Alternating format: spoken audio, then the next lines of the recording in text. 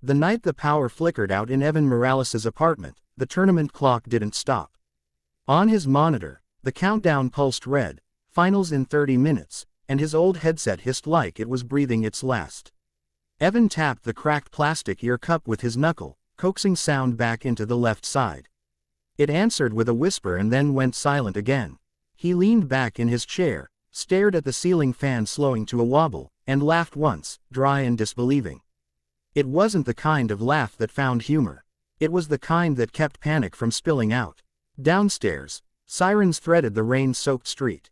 Somewhere in the building, a baby cried. Evan checked his phone.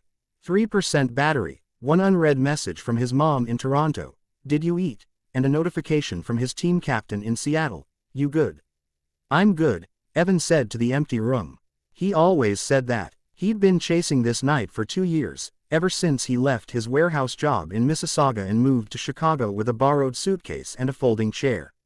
He told himself it was temporary, that once the prize money came through, he'd send some home, fix the roof, pay off the dent his dad's hospital bills had made.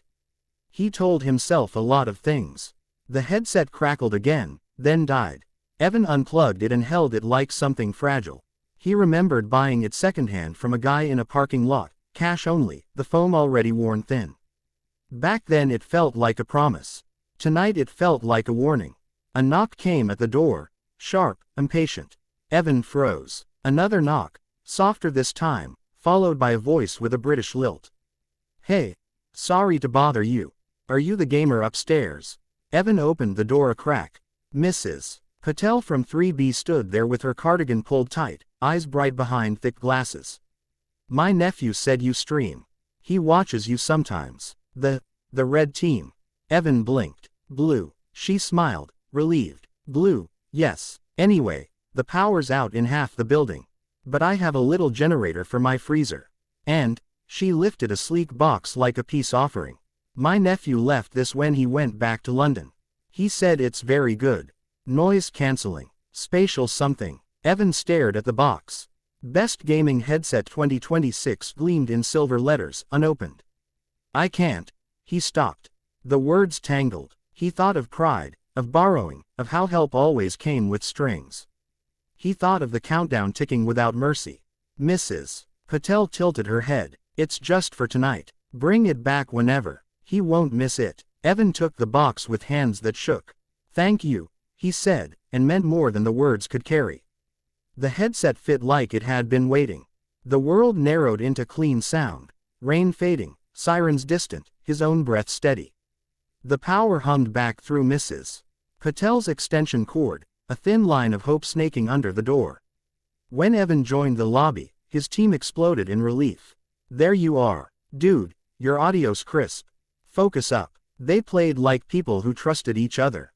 Evan called rotations, listened for footsteps he'd never heard so clearly before, felt the rhythm click. Somewhere in the third match, he forgot the rain. Forgot the flickering lights. Forgot everything except the way it felt to be exactly where he was meant to be. Between rounds, a private message popped up from a viewer in Ohio. Your calls are clean tonight. New gear. Evan smiled, then hesitated, and typed back, borrowed kindness. The finals stretched past midnight. When it ended, the screen filled with confetti and numbers that didn't look real until he read them twice. His team whooped. Evan closed his eyes and let the sound wash over him, the headset warm against his ears, the world held at a perfect distance. He unplugged gently, packed the headset back into its box, and carried it downstairs. Mrs. Patel was waiting, watching the storm ease through the window. Evan set the box on the table and slid a folded envelope beside it. What's this? She asked. Groceries, Evan said. For the freezer. She frowned, then laughed, a soft sound. You are stubborn, only when it matters. A week later, Evan's stream grew. Not viral, not overnight, but steady. He upgraded his setup slowly, sent money home, fixed the roof.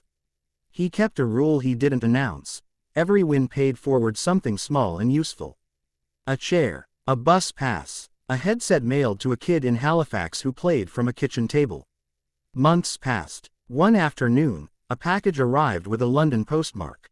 Inside was a note in looping handwriting and the same headset, lightly scuffed now, loved. Keep it, the note said. It sounds better with stories in it. Evan set it on his desk. He didn't plug it in right away. He just sat there, listening to the quiet, to the rain beginning again, to the memory of a knock at the door when everything had almost gone dark.